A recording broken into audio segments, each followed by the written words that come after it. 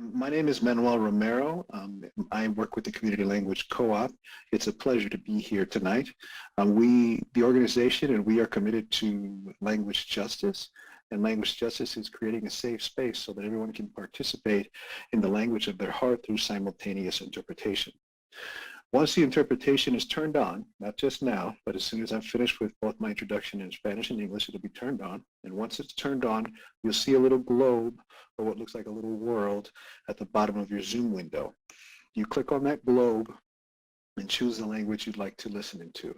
If you're a monolingual speaker, if you only speak English or Spanish, we ask that you choose the language you'd like to listen into in case there are any questions or comments. If you're on your phones, you won't see a globe. You'll see 3 dots. You click on those 3 dots, and then you click language, and then English or Spanish. We ask that everyone please try to speak slowly in order to make sure that everything's interpreted and read anything on the screen that isn't translated into Spanish. Thank you very much, and now I'll say this. I'm sorry. And also, if you have any issues or questions in regards to interpretation, please let us know either through video or through the chat, and we will try to remedy things as soon as possible. Now I'm going to repeat this in Spanish. Buenas tardes, mi nombre es Manuel Romero y trabajo con la Cooperativa de Lenguaje Comunitaria. Es un placer estar aquí. Nosotros y esta organización estamos comprometidos a la justicia del lenguaje. Justicia del lenguaje es crear un espacio seguro para que todos puedan participar en el idioma de su corazón mediante la interpretación simultánea. Una vez que yo termine aquí, todavía no, pero una vez que yo termine aquí van a aprender la interpretación. Y luego van a ver un globo o un mundo en la parte de abajo de su pantalla, su ventana de Zoom. Hacen clic en ese globo, ese mundo, y luego eligen español si quieren escuchar, o Spanish si quieren escuchar la interpretación en español. Le pedimos a todas las personas que no son bilingües a por favor elegir un idioma para que puedan escuchar la interpretación. Muchísimas gracias por estar aquí. Si tienen cualquier problema, por favor nos indican por el chat o nos indican por video. Les pido por favor de tratar de hablar lentamente si pueden para poder interpretar todo lo que digan. Ya en unos segundos vamos a empezar la interpretación. So we can go ahead and turn on the interpretation and give it about 10 seconds so everyone has a chance to choose a language, and then we can get going. Thank you very much. Thank you, Manuel.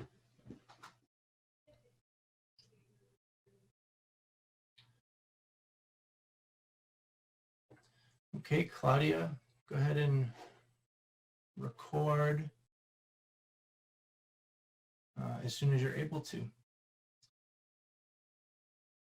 Good evening, everybody. Thank you for being here. My name is Pete Yango, Senior Community Engagement Specialist with Fort Collins Utilities. We're very pleased to be speaking with you this evening about this important topic. Just before we get going, a few logistical pieces related to Zoom for those of you that maybe aren't all that familiar.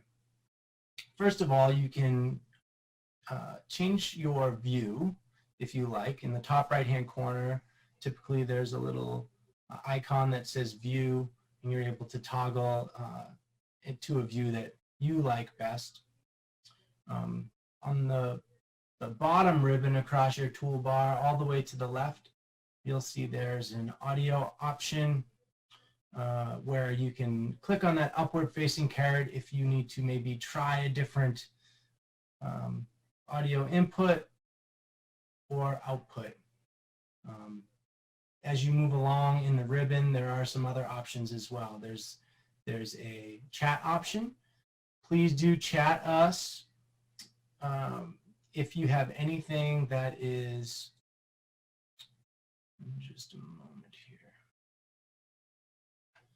Please do chat us if you have anything that is related to the logistics of the meeting. If you are having trouble hearing someone and you would like to request that they speak up, or visualizing, or just troubleshooting something, let us know. We'll do our best to help you.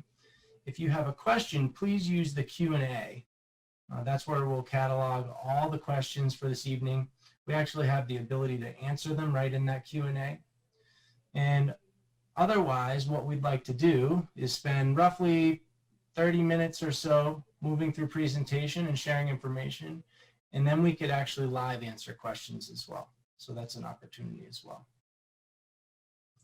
And with that, next slide, Heidi. With that, I'm going to pass it over to you, Heidi, so you can share a little bit more information about where we're going this evening. Great, thanks, Pete. I'm Heidi Hansen. I'm a floodplain manager with the city, and this is just the plan that Pete was just talking about. We're going to have a little intro from the city, then the consultants will do the risk map presentation, and then we will take questions. When we get to questions, you're welcome to ask anything. If it's very specific to your property, we may take that and get back to you after the meeting. We'll try and get to all the general ones, answering questions as we can. And we're redoing this whole thing again in an hour, so we're going to move along as quickly as we can. So the city has put together a website to try and make this information as accessible and understandable as possible.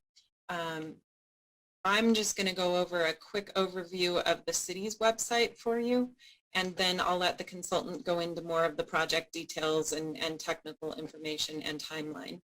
So I'm going to switch over to the city's website really quick. I'm hoping this works. Are you seeing the city website now? Yes. Okay, thank you. So if you go to fcgov.com/riskmap, and we'll have that link out there for you, it'll bring you to this site. And we have two ways that you can view the new mapping. The first is this first link, and it is our more robust GIS server information.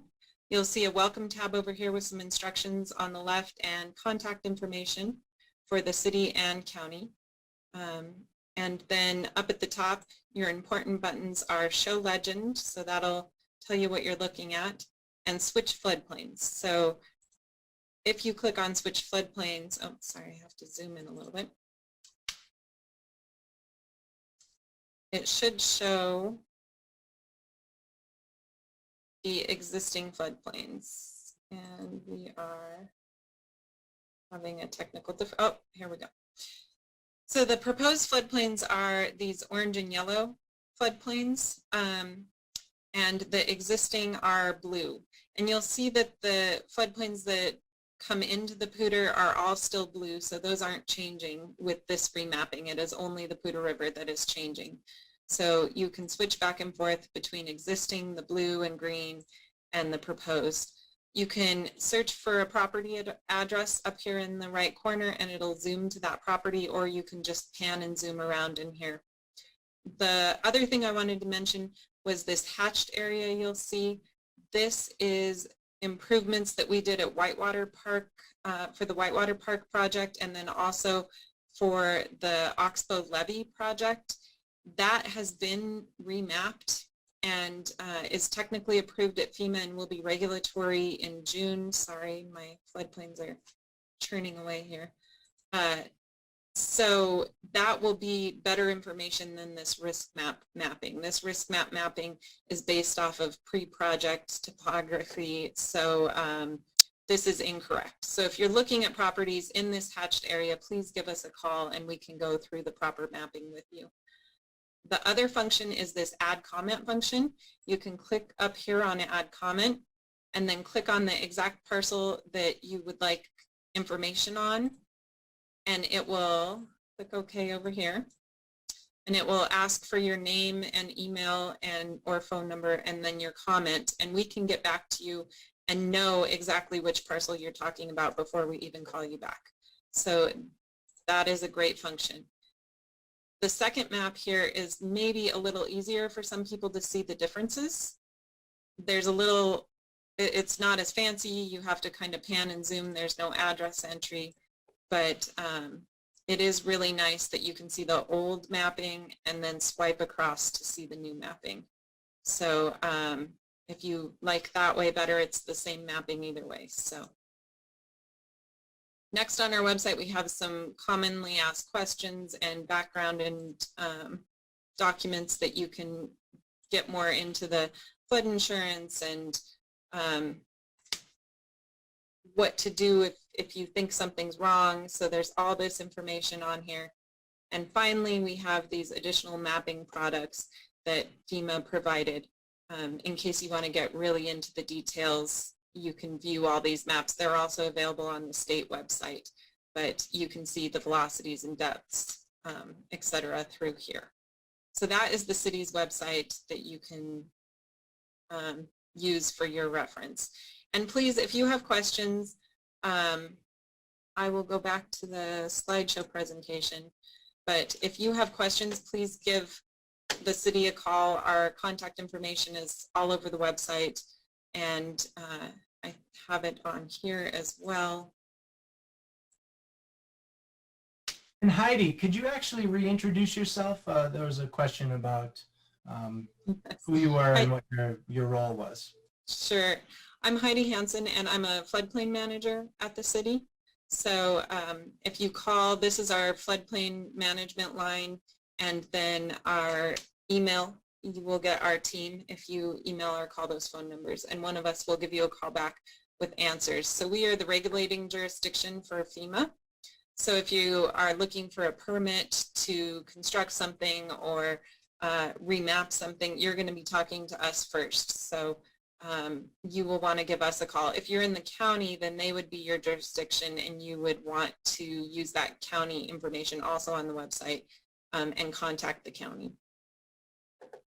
And a question did come in asking for the official regulatory dates, when they'll begin or could begin. And I believe, Heidi, that we have Rigel to talk about that, correct? We do, because my understanding is we don't have an answer to that yet. But I will let Rigel talk about the upcoming RiskMap timeline. That Whitewater Park and Oxbow, that remapping will be effective June 25th. And it will get tied into the final risk map, so that will always be the regulatory mapping in that area, and the risk map mapping will not supersede that. So like I said, if you're in that hatched area, let us know and we can go through that mapping with you. Thanks, Heidi. Those are all your slides? It is, yep. Great. Next up, we have Rigel Rocker, who's going to continue through. Rigel is going to present for another 20 or so minutes, and then we're going to have an opportunity for you to answer, ask and answer questions. But again, as we move through, please put them in the chat, or excuse me, not in the chat, in the Q&A, and if we can, we'll answer them. Otherwise, we'll answer them live or make sure we are getting back to you. Go ahead, Rigel. All right, thanks a lot. My name is Rigel Rocker. I work for AECOM. We're a consulting firm. I am a water resources engineer. I was in charge of helping take this study to the end, and will be in charge of pushing it forward through the final mapping, which we'll talk about in just a minute. We have been working with CWCB, Fort Collins, the county, to kind of get this product to where it is today. And they want to, they are coming out to discuss kind of these results with you and what the next steps are, because there is some opportunity for public input. And so we want to give you the opportunity to see that. So what I have here is a few slides, 18 slides, to go over some of the commonly asked questions, the timeline, and some of the things just to get everyone on the same page. So I'll go through those. I'll try to be fairly quick with doing that, and that way we can get to some questions afterwards. So first off, why is this study important? Get that a lot. Why is this study happening? The main reason is because flood risk is not static. There actually are floodplains studied in this area, but that risk changes. It moves around, especially when there's a flood or just even with regular flow. And floods can be devastating. It's a big risk. So one of the big reasons for identifying these risk zones is to help protect life, health, and safety. But the other reason is because the communities, the Fort Collins and the county participate in the National Flood Insurance Program. The National Flood Insurance Program it's a voluntary program that communities and counties can participate in, but it's required to participate in to get federal disaster assistance after a flood. So what it does is it allows homeowners to buy insurance, but again, to be eligible for that federal assistance if there is a flood. It is a program overseen by FEMA, but it's managed by communities and it's enforced by lenders. And engineers such as myself determine the risk through studies such as the one we're looking at right now. So I mentioned there's several stakeholders here. Anyone who's a homeowner is a stakeholder, which is why we're here talking about this. But FEMA is a stakeholder in this. They have been involved in this process. They've reviewed this data. State of Colorado, CWCB, has been pushing this study from the state level, working with FEMA, but also working with the community officials. So we've all been talking, trying to make sure to get this product to a good point when it can be brought to this point where we're going to start doing appeals. So just to give you an overview of what's being studied, you can see a map here, or what was studied. It's basically Cache la Poudre, northwest of Fort Collins, all the way down through Greeley. So pretty long stretch. There's other studies that go along with this, but right now with this meeting, we're really focused on this piece here of what's been studied. So one of the questions I get is what really goes into these studies? And I get a question about, well, were there ever any boots on the ground? How do you guys know what it looks like out on the ground here? So there's two pieces that lead to that that are used. One is terrain data, which is light detection and ranging, or LIDAR. A plane flies over and collects ground points. That gives us a good feel for what the surface of the earth is. But then we send out surveyors to pick up things that doesn't collect, such as culverts, bridges, areas underneath the water, etc. We use that to make a model of the earth, if you will, or at least of the stream. We then calculate hydrology, which is how much water is coming down and will affect the stream. So we do some statistical calculations to determine how much that will be. And then we all put that all into a hydraulic model, which calculates where the water will go, how fast it'll go, how high it'll get, etc. And so what you see as the end product there is what we're calling a floodplain, or a special flood hazard area. It shows basically how high that water would be during a flood and how wide it would get. And so what is now out for public viewing and comment is called a preliminary flood hazard rate map. Now I'm gonna throw two terms at you. Preliminary and effective, because it's probably used a couple times in here. So these maps are what are called preliminary, meaning they are not final yet. They are not final until what we call effective. So you can see the timeline here of what has to happen before they get to that effective point. Here we are in May of 2021, and we're having this meeting to let you know what the rest of the process is one of the big reasons. And the next big step after that is an appeal period. It's called an appeal and comment period is going to start. The intent of that is to allow people to submit technical data if there's additional information that can show a different result than what we've come up with. And that's open because we've used all the best available data we have access to, but it needs to go out for public review in case there's something that either we missed or there's some other data out there. It does have to use technical data. I'll get into what happens with that in a minute, but FEMA is going to review it, and they do need something showing them if there is a change warranted, what what would cause that change using some of the technical information. So in the timeline, that is a 90-day period. There will be 2 notifications in the local papers.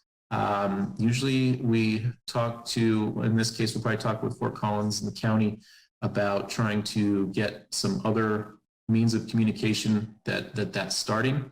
They'll have exactly 90 days to get any of that information in. And then at the end of that, FEMA takes those, FEMA reviews them, and they determine if, yes, a change is warranted, more information is warranted, or no, maybe there's something else that needs to happen there, and they'll handle that coordination. So one of the reasons, one of the questions earlier was how much time is it until we get to that end point, that effective? And also probably when is that appeal period going to start? So the appeal period is dependent on the Federal Register, which we don't have control over, but we're anticipating about a month or so for that to publish, and then we can usually get the appeals period started a couple of weeks after that. So likely next month or so for that to start. Then you have the 90 days. The next piece is that we don't really have good visibility on is depending on how many appeals and comments we get, we have to evaluate that of, does this process have to happen again, or are there no appeals and we can move on? If we get a lot of appeals, we have to start this process over. If not, we move to that letter of final determination that you see on the screen, and that basically says, all right, we're done. The maps are done, everything's good, except the community then has to adopt these. And so they have 6 more months to adopt them after that. So that all being said, we're probably looking at early 2022 at the earliest to hit that effective date. And that's when these maps are final for insurance purposes. And I'll talk about insurance briefly in a moment. So a couple pieces. I mentioned that we're modeling a flood. Well, what flood is a question I get. The flood that we're modeling is called the 1% annual chance flood. It's a statistical event. So we're not looking at, say, one flood that happened and modeling that. We're basically looking at all the floods that have happened and figuring out what is the flood that has a 1% chance of happening in any given year. So if there is a flood tomorrow, will it look exactly like these maps? Probably not. Because one, it's likely not going to be that exact 1% annual chance event, but there's other things we're not modeling here, which could happen in a flood. Dams break, bridges collapse or get clogged, there's debris. Now, all that being said is all of those things would likely make a larger floodplain. So if you look at this map and you're like, well, I'm happy that I'm not shown in that floodplain. However, I'm right next to it. You know, you might think about there might be some residual risk there in an actual flood that you're not anticipating. The other thing is this is all based on a static model. So we've modeled this with all the data we have at this time. As I mentioned, things continue to change.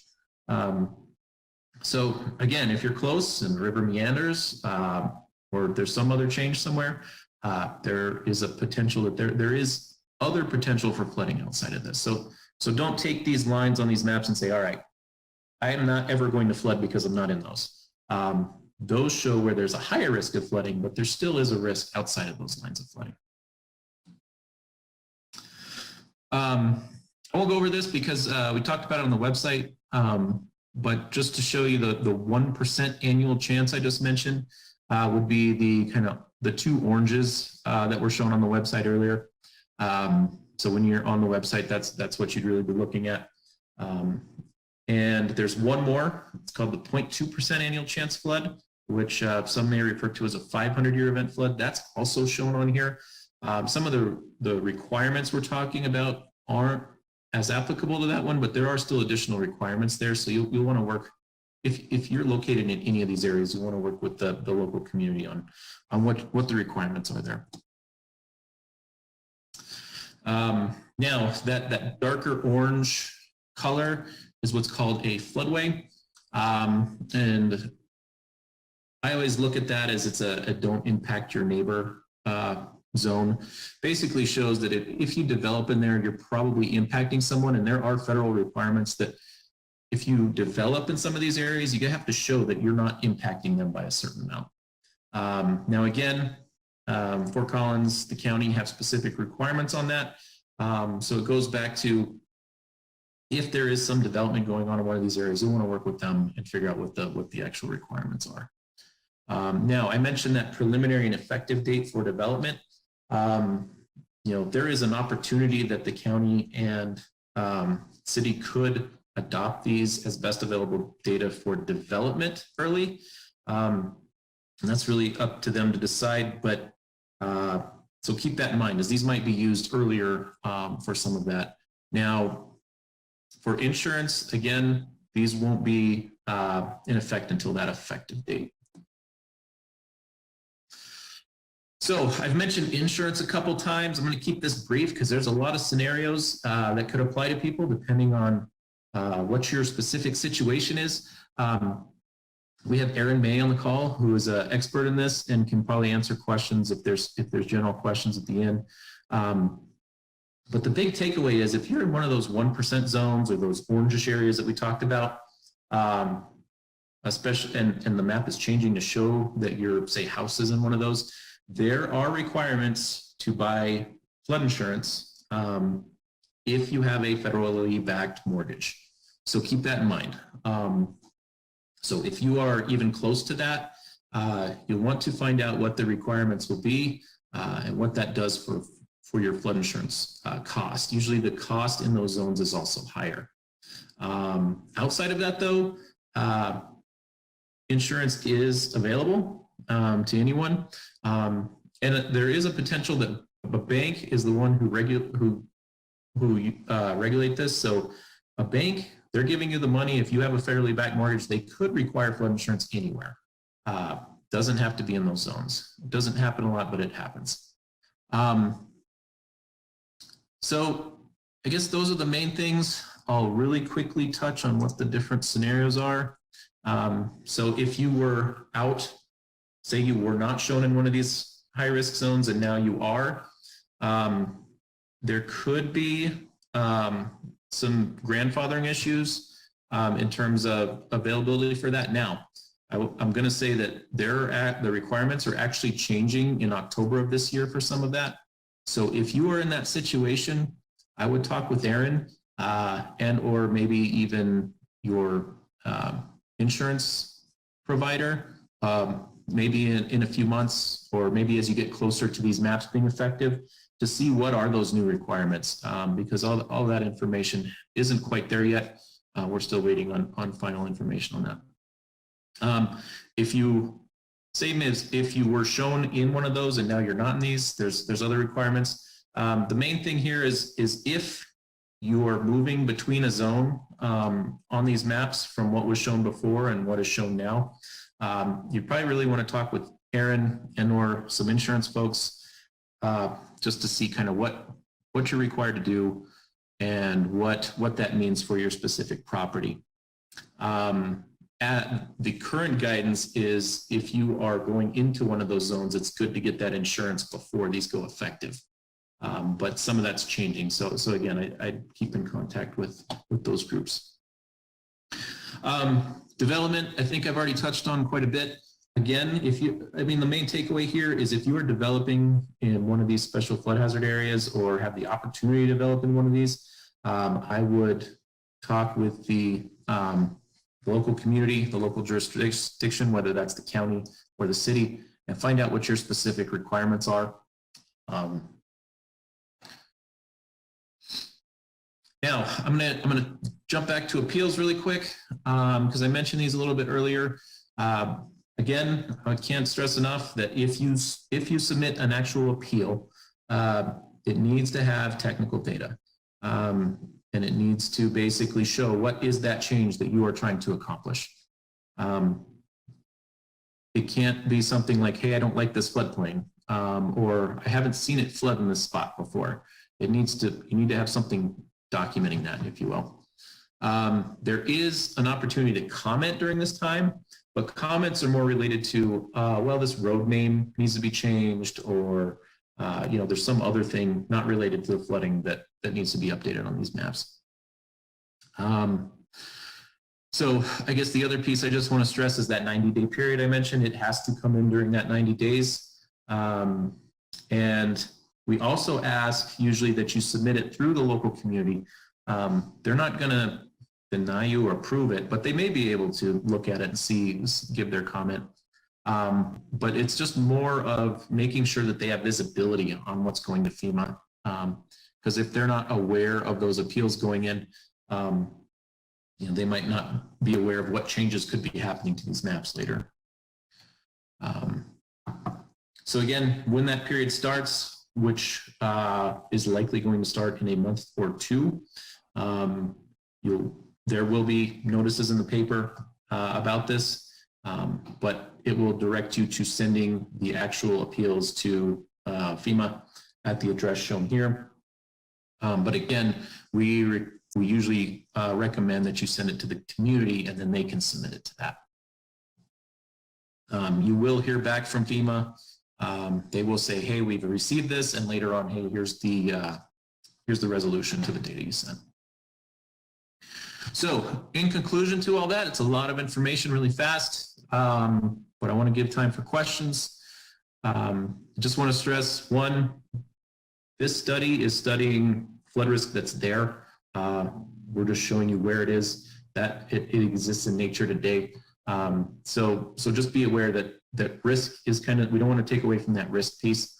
At the same time, insurance is what affects people in terms of how much they pay and things like that. So you want to make sure you understand what are the insurance implications for these going on those flood insurance rate maps.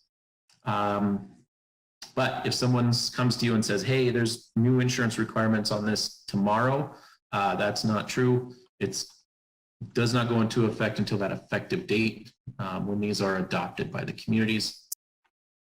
But again, please work with your local floodplain administrators if you have specific questions on your property so that they can get you the information you need. And that is all I have. Thanks, Rigel. And with that, I want to move to question and answer. But before we get to that specifically, I want to give everybody that's on the call as a panelist who's available to answer questions the opportunity to come on screen and share who they are and what their focus is.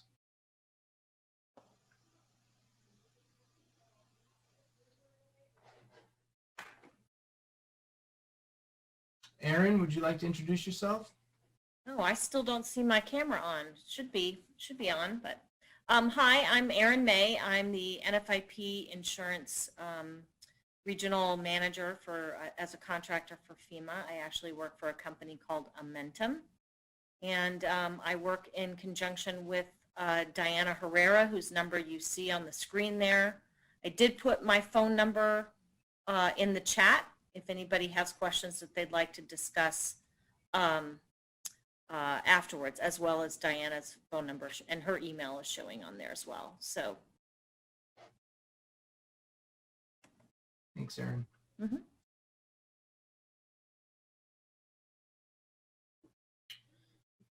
Who else do we have on the call here? Marta, would you like to share?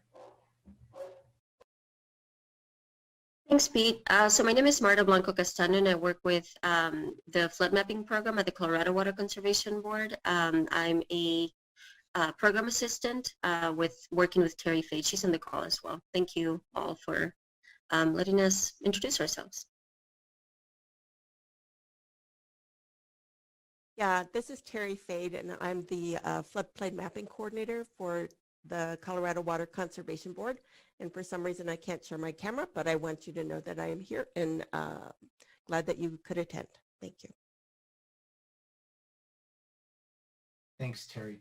And I just enabled your camera, so you should be able to next time. Okay, and we had Heidi from the city of Fort Collins, who's here to answer questions as well. And with that, place any questions in the chat or raise your hand. You can use the raise hand feature if you'd like to voice your question, if that's more your style. Bob Overbeck says, thanks for the presentation. The assessor's office is interested in collecting the data when it's ready. Thanks, Bob. And Karen says, thank you for all of the information. Thanks, Karen. Yes, so the crosshatched area, that remapping that was done as a part of the Whitewater Park project and the Oxbow Levee project, that mapping becomes regulatory June 25th. So, is that the appeal end? Is that the date for the last appeal, or when is that? Yes, so that we're in the appeal period right now. Postcards went out for that 3 months ago about, and so we're in that appeal period, and we haven't gotten any appeals yet, so it's looking like it will be regulatory June 25th. And then, like I said, that mapping is actually more recent and includes those projects that RiskMap doesn't include. So that mapping will supersede RiskMap in that area when RiskMap is regulatory. Okay, so if I want to file an appeal by the 25th of June, how do I do that? You can call me and we can discuss that. It's the same as an appeal for RiskMap. It has to be based on technical information, and you have to have some supporting documentation for why the mapping is incorrect. But I would be more than happy to connect you with FEMA for that. Okay. And I've requested some information from Marcia that I have yet to receive in terms of the 100-year models over my property and adjacent properties. The maps have changed since the ones that you sent out in March. Can you reflect on what happened there? Which maps have changed? The Whitewater map? The ones that we sent out with the postcards? Oh, well, with the letters? Correct. You've seen mapping since then? Well, on the website for the mapping that was introduced this evening, the 100-year area is different than what was on that original map. Yes. So that is the mapping that would have been, so that's the RiskMap mapping. So that uses topography from before the Whitewater Park and Oxbow Levee projects were done. So if those projects were never done, that is the mapping that would be regulatory. But we did those projects. That mapping is going to supersede the RiskMap mapping that you're seeing on the RiskMap website. And by the time RiskMap is finalized, Whitewater Park, that new mapping that we sent out to you in the letter, will be incorporated into RiskMap. So the mapping that you see on the RiskMap website today will never be regulatory.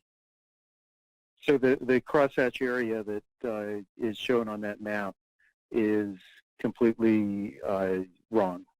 Correct. Yep, it's incorrect. We were hoping it would be early enough that we could incorporate that Whitewater Park and Oxbow mapping, but it did not work with FEMA's timeline and the RiskMap timeline.